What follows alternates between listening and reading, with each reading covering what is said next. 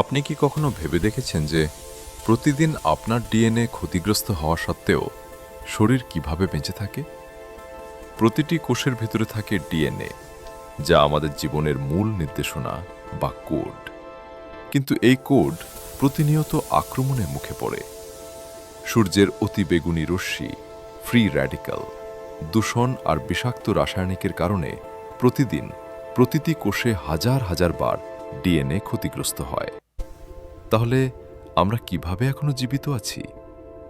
এই অসাধারণ ডিএনএ মেরামত ব্যবস্থার জন্য কোষের ভিতরে ছোট ছোট মেরামতি যন্ত্র নীরবে কাজ করে চলে, যেমন বেস এক্সিশন রিপেয়ার, ক্ষতিগ্রস্ত বেস সরিয়ে ঠিক করে; নিউক্লিওটাইড এক্সিশন রিপেয়ার, বড় ক্ষতি সারায়; হোমোলোগাস রিকম্বিনেশন আর নন হোমোলোগাস অ্যানজয়নিং, ভাঙা ডিএনএ স্ট্র্যান্ড জোড়া লাগায়।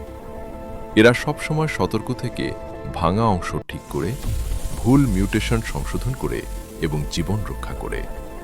কিন্তু যখন এই মেরামত ব্যবস্থা ব্যর্থ হয়, তখন মিউটেশন জমতে থাকে, আর এভাবেই ক্যান্সার শুরু হতে পারে। এটা শুধু জীববিজ্ঞান নয়, এটা আপনার শরীরের ভিতরে চলা এক অদৃশ্য অতিশক্তি, যা এখনই আপনাকে বাঁচিয়ে রেখেছে।